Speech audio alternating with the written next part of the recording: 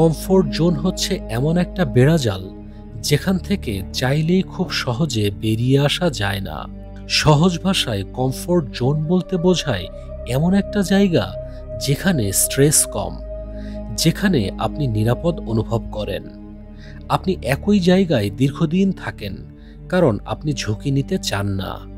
আপনি যদি দীর্ঘদিন কমফোর্ট জোনে অভ্যস্ত হয়ে থাকেন তাহলে নিজেকে কমফোর্ট জোনের দাস হিসেবে মনে করতে পারেন, কারণ এটা এমন একটা অবস্থান যা আপনাকে পিছন থেকে টেনে ধরে রাখে এবং সামনের দিকে এগিয়ে যেতে দেয় না, যার কারণে আপনি জীবনের সকল চাওয়া পাওয়া থেকে বঞ্চিত হন। আপনি যদি জীবনে আপনার স্বপ্নগুলো পূরণ করতে চান, আপনার কাঙ্ক্ষিত লক্ষ্যে পৌঁছাতে চান, তাহলে অবশ্যই আপনাকে কমফোর্ট জোন থেকে বেরিয়ে আসতে হবে।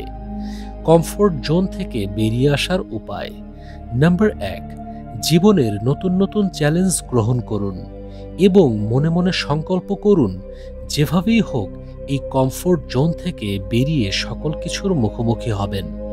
নাম্বার 2, ছোট ছোট পদক্ষেপ নিন এবং আপনার কাজে অ্যাকশন নিন। নাম্বার 3, জীবনে প্রতিটি জায়গায় পজিটিভ থাকার চেষ্টা করুন। নাম্বার 4, ক্রিয়েটিভিটি নিয়ে ভাবুন। যত ক্রিয়েটিভলি চিন্তা করবেন তত নতুন চ্যালেঞ্জের মুখোমুখি হওয়া সহজ হবে।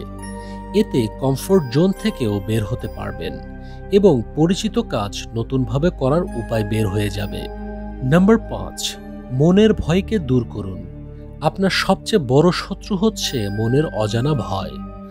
ভয়কে কিভাবে ওভারকাম করবেন সে সম্পর্কে চ্যালেঞ্জ নেওয়া জরুরি।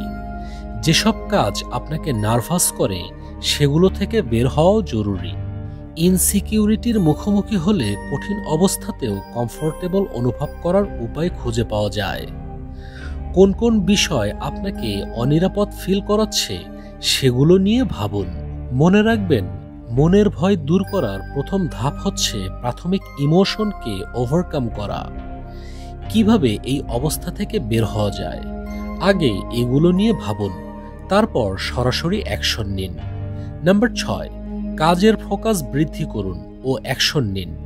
কমফোর্ট জোন থেকে বের হওয়ার জন্য অবশ্যই আপনার কাজের ফোকাস বৃদ্ধি করতে হবে এবং দ্রুত অ্যাকশন নিতে হবে। আপনি যত বিলম্ব করবেন ততই সবার থেকে পিছিয়ে যাবেন।